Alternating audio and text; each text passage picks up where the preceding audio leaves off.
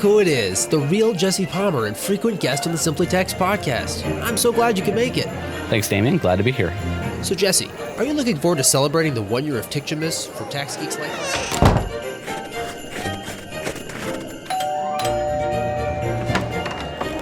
Hey, it's Mr. Nitty Gritty Tony Nitty himself from episodes 8 and 35 of the podcast. What's up? How's your holiday season been? It happened so fast. Yeah, well, you know what they say. Time sure flies when you're in the trade or business of having fun, am I right?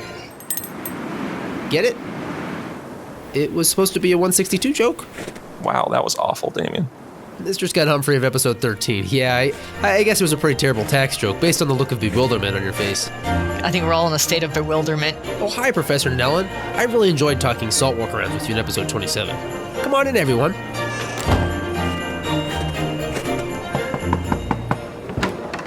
Ed Carl, Vice President of Tax at the AICPA and recurring guest on the podcast. Are you looking forward to celebrating the 1 year anniversary of the Tax Cuts and Jobs Act or what? Strap in and put the seatbelt on. The roller coaster's starting to crank up and get up to the top.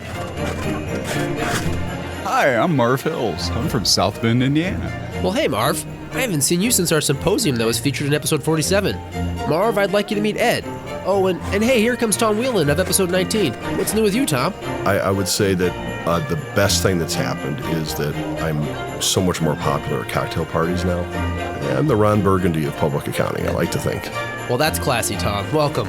Oh, and here comes my son, Miles. Hi, I am Miles. Miles was a guest on episode 11 of the podcast. Right, buddy?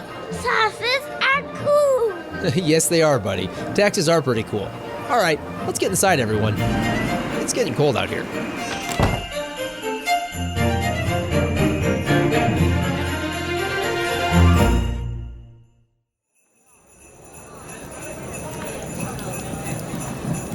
All right, gather around the fire, everyone. Time to tell the story. 'Twas the night before TCJA. 'Twas the night before TCJA, when all through the House, a tax reform framework was stirring, with the momentum moving quicker than a mouse. A budget resolution had just passed in Congress with care, in hopes that tax reform soon would be there. The stage had been set to use reconciliation by those that led, while visions of tax rate cuts danced in their head. And Republicans in the House and the Senate, moving ASAP, remained committed to using a unified framework as a map, when on November 2nd, there arose such a clatter. It was the Tax Cuts and Jobs Act that was at matter. Away to the internet I flew like a flash, to open the bill that had made such a splash. The text on the freshly printed pages, as white as snow, gave the luster of new tax changes, offering so much to know. When, what to my wondering eyes should appear, but new provisions to add to and amend the tax code as I sat down to read them with a beer. Hey, that reminds me, Ashley Thompson, based on our conversation in episode 44, having fun developing craft beer can qualify for the research and development credit, right? I like the way you put it, it's having fun.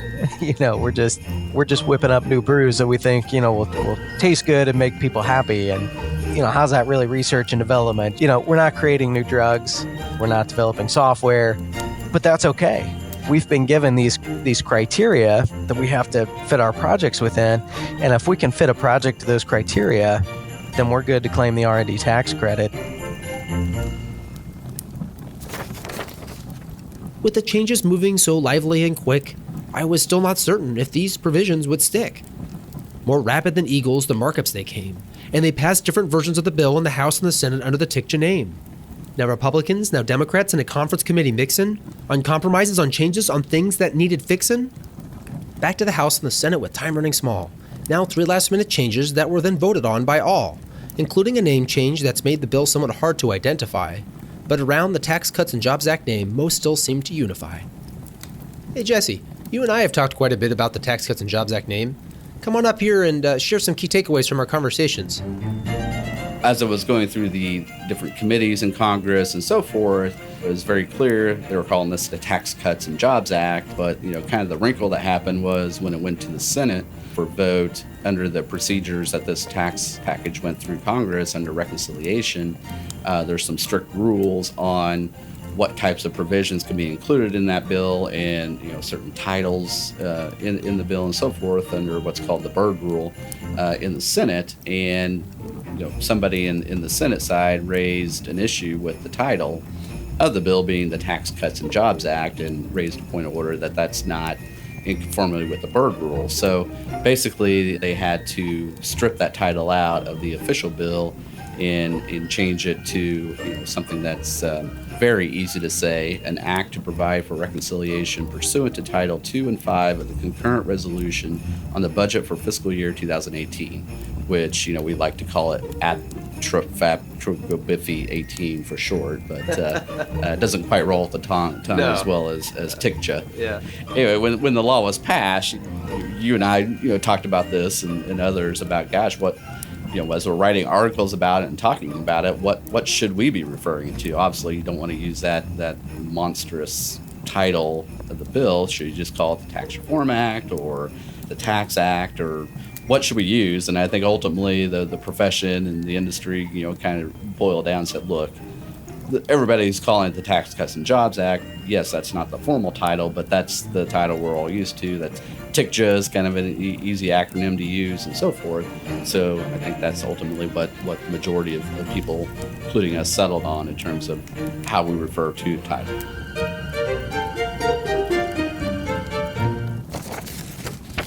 After the enactment on December 22nd, tax advisors, they flew to their copies of the bill with highlighters and even hole punch reinforcers too. And tape and staples and red pencils and blue pencils, kind of the old classic style. Exactly, Dave. Hey everyone, this is Dave Weil of episode 39, where we talked about text technology of the future. All right, let's get back to the story. And then, in a twinkling, I heard tax advisors raise the roof. The excitement of new code sections that had arrived in a poof. Yeah, it was very exciting because, it was like a whirlwind process, and we were here, just 2 doors down from Congress, and we're like, what's happening next? Like, what's changed now? Is this rule still there? Are they going to repeal it? And we're trying to keep track of it, and it all happened right before the holidays. Yes, Amy. Everyone, this is Amy Wong. She shared her insights on both the request for guidance and the comment letter from the AICPA in episodes 16 and 46 of the podcast. Okay. After reading the TCJA, I knew that choice of entity was bound to be a big deal with so many significant changes now around. It was presented as simplification with reduced rates at its root, but it's often complex when combined with tax law that stayed put. A bundle of questions arose when tax advisors started to unpack the provisions of the newly enacted tax law, with areas of uncertainty starting to stack. And the many significant international changes of the TCJA can quite frankly seem scary. Actually, Chris Clifton of episode 10, could you explain why I refill my sherry? To summarize it in as short as I could, so I would say that it's generally a move to a territorial system for domestic C corporation, shareholders of foreign corps, but a retainment of the old deferral system for other U.S. shareholders with a transition toll charge tax on accumulated foreign earnings. There's also a focus on erosion of the U.S. tax base and provisions encouraging holding intangible assets or IP onshore here in the U.S. while discouraging holding IP offshore. Yes, thanks, Chris. I find myself still going back to your insights on the international provisions of the TCJA in episode 10 to help with my understanding of these complex changes. All right, back to the story. Now, one thing that clearly began to show was each taxpayer's situation was unique, and tax planning for the TCJA could not be put on auto. A decision like charitable giving now has much more to consider underneath, like, will you itemize? What are you giving? And what and how much do you plan to bequeath? And the new 20% deduction has led to many calls on the telly, with the definition of trade or business under Section 162 that can seem as fluid as a bowl full of jelly. Whether you get the deduction and what industry you're in are important questions to ask yourself. For example, Brian Todd of episode 15, for healthcare, would you say it depends on the organization itself? Well, really, I'd say it's kind of a mixed bag. When we think about healthcare, it's so diverse from a tax perspective that you've got many taxable companies, you've got tax-exempt companies, many of them within the same sectors within healthcare. You've got some that have significant investments in property or real estate, others that are truly just service-type businesses. You're really going to have to look at the sector and whether it's taxable or tax exempt to kind of analyze some of these changes. And though the TCJA-related guidance so far has given us much to put in our head, far more from Treasury and IRS is still needed and expected ahead. And though enhanced capital expensing is quite a perk, a technical correction for qualified improvement property would address issues that still lurk. As a quick aside, Nathan Clark of episode 36, can you explain what the issue is for qualified improvement property in the first place?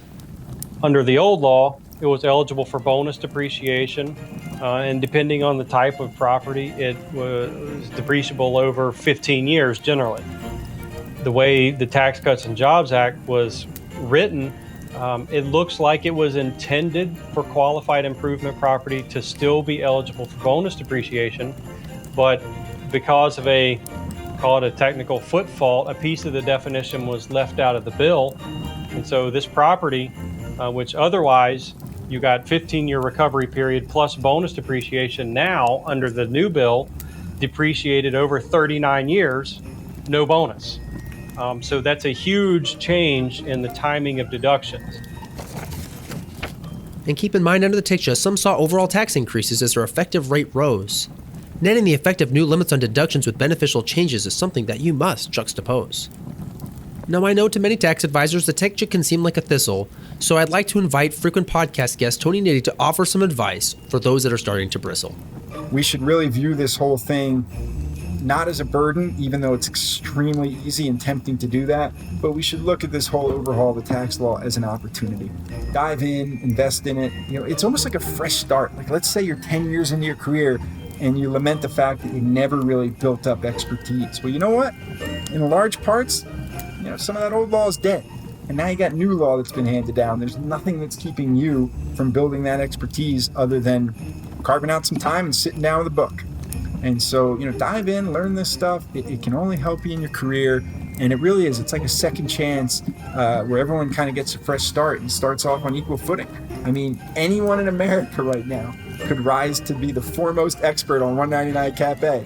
You get the idea, right? We're all starting from the same point, and it's very rarely like that in the tax law. So dive in, try to enjoy this where people actually care what we have to say. Don't look at this as a huge headache. Look at it as an opportunity. So with that, I'd like you to celebrate the 1 year of the TCJA with spirits that are bright. Happy TCJA to all, and to all, a good night. The information contained in this episode of Simply Tax is based on data available as of the date of its release. BKD is under no obligation to update this content if changes occur. Applying this information to your specific situation requires careful consideration of all facts and circumstances, and any information provided is not to be considered as tax advice. Please consult your tax advisor before acting on any matters covered.